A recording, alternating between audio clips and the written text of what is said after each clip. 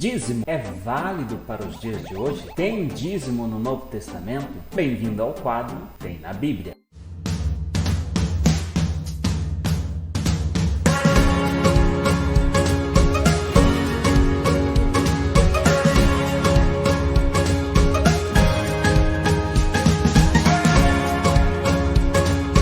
Fala, meus queridos, tudo bem com você? Olha, eu tô, muito cansado.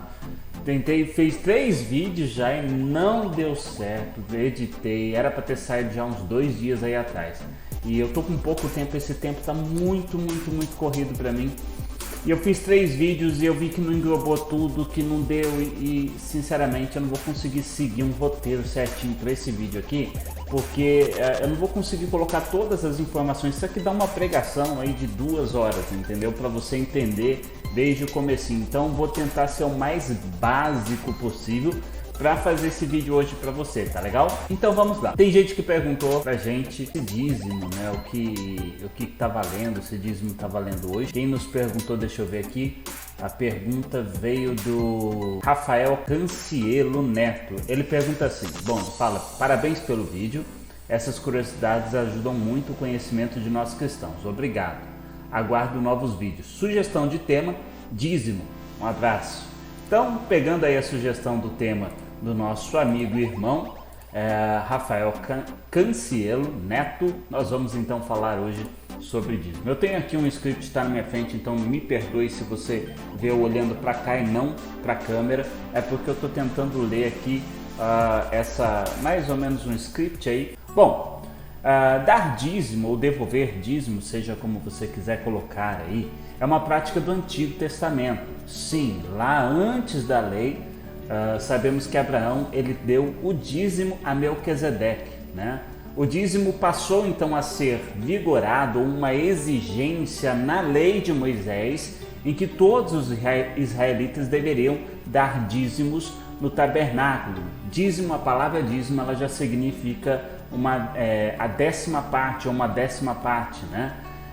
De todo o fruto do seu trabalho e de tudo que eles criavam. Então os israelitas davam dízimo no tabernáculo de todo o fruto do trabalho de tudo que eles criavam.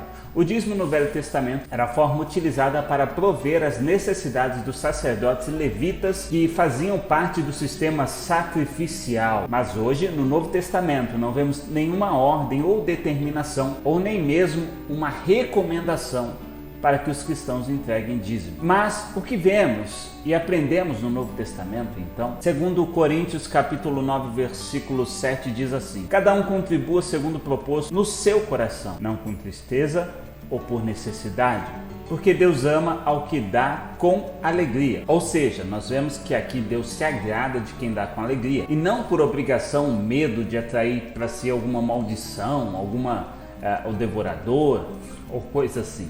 O cristão verdadeiro, ele contribui por amor, porque reconhece o que Deus tem feito e tem o desejo de ajudar a obra do Senhor, de fazer com que ela cresça e leve o evangelho a mais pessoas através do evangelismo e das ações sociais. O apóstolo Paulo, em 1 Coríntios capítulo 16, verso 1 e 2, diz: quanto à coleta para o povo de Deus, façam como ordenei as igrejas da Galácia. Isso aqui já é Novo Testamento, tá? No primeiro dia da semana, cada um de vocês separe uma quantia de acordo com a sua renda, reservando-a para que não seja preciso fazer coletas quando eu chegar, de acordo com sua renda. Então a gente vê nesse versículo essa ênfase, né? E num contexto geral falando de acordo com sua renda, muitas igrejas cristãs pegam esse versículo e incorporam aí os 10% do Antigo Testamento como um mínimo recomendado para o cristão ofertar.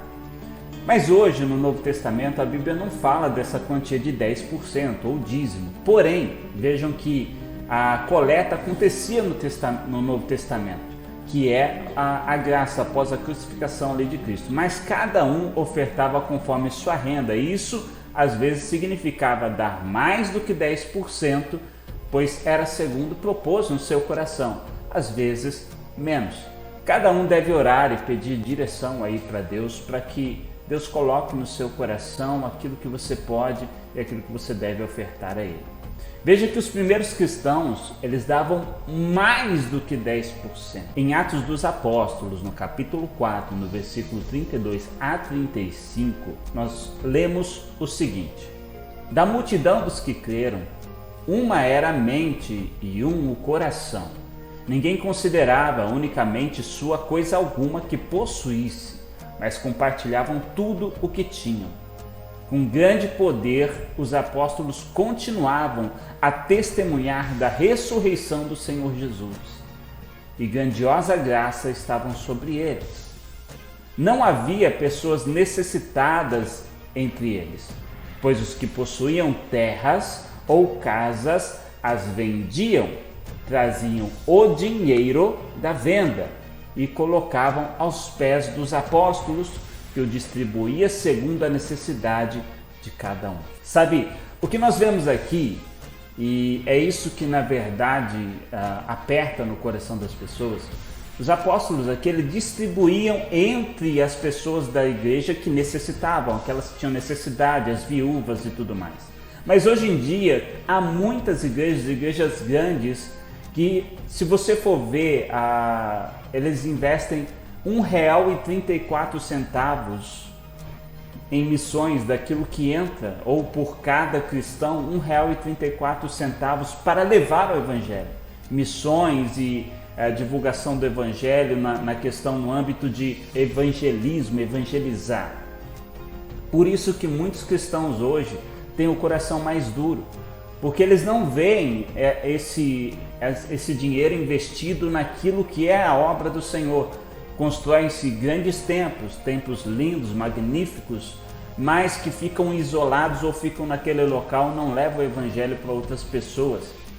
Levar o evangelho não é levar uma placa de igreja. Quando você mantém um missionário num campo missionário longe, num local onde não traz para você nenhum retorno como igreja, como dízimo, oferta, isso é levar a palavra. Quando você leva um missionário lá para falar com os índios, e aqueles índios não vão vir na tua igreja, isso é levar a palavra. Porque muitas pessoas dizem que não, a gente faz o evangelismo ali próximo de onde nossa igreja está, porque há um intuito e a intenção é levar aquelas pessoas para aquela igreja, mas não levar para o reino. Nós devemos ter uma cabeça, uma mente de reino, levar para o reino. Por causa disso, muitas pessoas deixaram de ofertar na igreja. Então hoje, as igrejas estipularam 10% como um mínimo de oferta para conseguir manter-se abertas. Hoje, tem muitas igrejas boas, de pastores bons que eu conheço, pastores íntegros, que passam dificuldade para pagar o aluguel, e esses pastores não têm salário da igreja, eles trabalham por fora.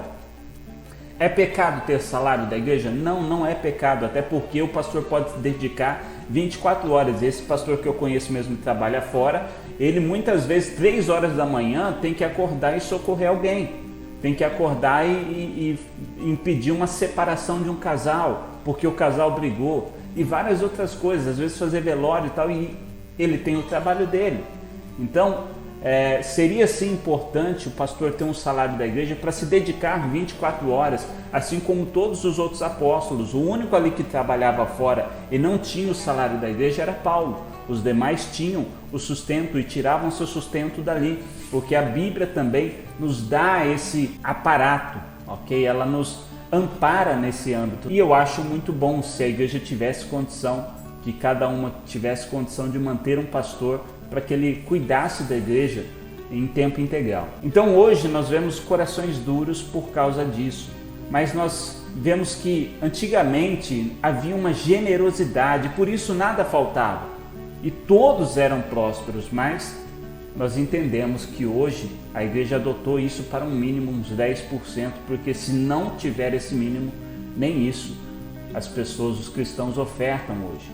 E aí todas as igrejas vão fechar as portas, principalmente as menores e pessoas muito íntegras, pastores aí íntegros vão fechar as portas. Cuidado, querido, se você veio nesse vídeo simplesmente porque você não quer devolver o dízimo, eu quero dar uma oferta só, mas minha oferta vai ser 1% do que eu ganho. Tudo bem, se você tem isso no teu coração, quem sou eu para falar que você está errado? A Bíblia não vai te condenar quanto a isso, mas ela fala tem um versículo que diz o seguinte: Em Mateus, no capítulo 6, versículo 24, diz: ninguém pode servir a dois senhores, pois odiará a um e amará ao outro, ou se dedicará a um e desprezará ao outro. Vocês não podem servir a Deus e ao dinheiro. Sabe, nós sabemos bem quando a pessoa serve ao dinheiro, quando ela não tem intenção nenhuma em ajudar, em fazer nada na obra de Deus, em ajudar a evangelizar, em pagar um copo de água que toma na igreja, em pagar papel higiênico. Tem igreja que nós vamos, não tem dinheiro nem para comprar papel higiênico e não tem dinheiro para colocar um copo descartável ali. Mas as pessoas querem, quando elas vão à igreja, elas querem o melhor, mas elas não querem ajudar a manter aquilo. Entenda que nós somos uma família. Então, se você tem no coração isso, entende que você faz parte de uma família e tem um coração voltado para o Senhor, você vai abençoar a obra e Deus vai te abençoar, porque olha o teu coração, olha o interesse do teu coração em abençoar a obra dele, em fazer com que a obra dele prospere e tenha condições de se manter. Hoje, as pessoas gastam R$300 numa churrascaria, mas elas não querem devolver ou dar. No meu caso, eu entendo como devolver, porque eu entendo que tudo que eu tenho é Deus que me deu, é Deus que me dá condições, é Deus que coloca na minha mão, e eu tenho amor, eu tenho prazer em devolver a Ele. Ou, no seu caso, se você quiser colocar como dar ao Senhor algo. Mas hoje as pessoas gastam R$300 em churrascaria e às vezes ela recebe 1.000 por mês, e aí na hora de devolver 100 parece que dói tanto, tanto. É um sofrimento.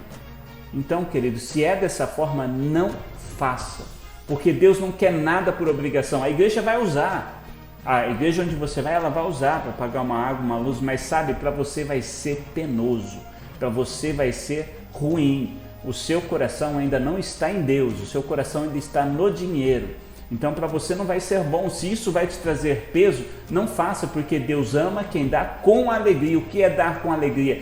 É devolver e ficar feliz com aquilo que fez. Poxa, eu estou ajudando a manter um missionário, estou ajudando a manter essa igreja de porta aberta, eu estou conseguindo ajudar a minha família espiritual a manter esse lugar. Ah, meu dízimo é R$10, eu recebi R$100, R$10, amém, ou mais ou menos. Aí é Deus que vai colocar no teu coração, mas eu falo assim, a sua oferta, vamos colocar R$10, amém, querido, tá bom? Jesus menciona dízimo em Mateus 23, mas devemos entender que estava Jesus nesse momento cumprindo a lei, ele estava na época de lei. A graça começa a partir do momento que o véu do templo se rasgou, ali se dá início à dispensação da graça. Então nós vemos que a dispensação da graça começa na morte na cruz de Jesus. E Jesus antes, ele estava cumprindo a lei. Então ali ele estava falando da lei para os escribas e fariseus. Agora, um conselho para você, amado. Olhe para a igreja onde você vai, veja o que está acontecendo, saiba, procure saber, porque nem todas as pessoas têm uma índole ruim. Não podemos jogar todos os cristãos, todos os pastores, todos os bispos, apóstolos, ou seja lá qual título tenha na igreja onde você vai, no mesmo saco, no mesmo lugar. Tem gente ruim? Tem, como tem na medicina, como tem na polícia, como tem em tudo quanto é lugar da sociedade, como tem no catolicismo, como tem em tudo quanto é lugar. Já vi padre roubando também, e muitos, já vi padre cometendo pedofilia e tantas outras matérias que a gente vê por aí. Assim como pastores, como se dizem pastores, se dizem padres, e tem, em todo lugar tem pessoas ruins, mas não podemos generalizar. Que você tenha um coração voltado a abençoar a obra do Senhor, a ajudar que a obra continue aberta, para que o Evangelho e a palavra continue sendo levada. Então a isso cabe você pegar a palavra, ler a palavra, entender o que a palavra diz e ver com a tua igreja, com o local onde você está indo, se aquilo está batendo, se aquilo está sendo feito. Poxa, a minha igreja é muito próspera, ela tem muito dinheiro, mas eu não vejo ela investindo na obra do Senhor. Então cobra do seu líder. Olha, quais são os missionários que são mantidos para levar o Evangelho? Onde é feita a divulgação do Evangelho? Quais são... É só as pessoas que trazem pessoas, mas aonde vai toda a oferta, todo o dízimo? Quais são as contas da igreja? Pode perguntar, tem o direito de perguntar. Terminamos então aqui mais um vídeo, mais um quadro Tem na Bíblia. Você é muito bem-vindo sempre aqui. Não se esqueça de deixar seu like, seu joinha. Se ficou com alguma dúvida, manda aí, deixa aí no inbox. Também, inbox não, né? Aqui não é Facebook, não é? Deixa aí nos comentários do vídeo. E se você quiser mais algum tema, comenta aí qual tema você quer que eu fale aqui. A gente vai estar falando a respeito. Perdão pela demora desse vídeo, demorou um pouquinho mesmo, mas eu acabei fazendo da minha forma, do meu jeito, sem script aqui, porque senão eu acabo me prendendo nisso. Eu tava demorando para fazer tudo isso, gravei 3 vídeos, não gostei, não deu certo, acabei até pulando algumas coisas aqui, não ia ficar muito longo. Mas deixa aí no comentário, se você gostou também, deixa hashtag Tem na Bíblia, tá bom? Pra gente poder colocar, saber quem gostou, quem não gostou. Deixa o joinha, se inscreve no canal e compartilha. Deus abençoe você, um forte abraço e até um próximo Tem na Bíblia.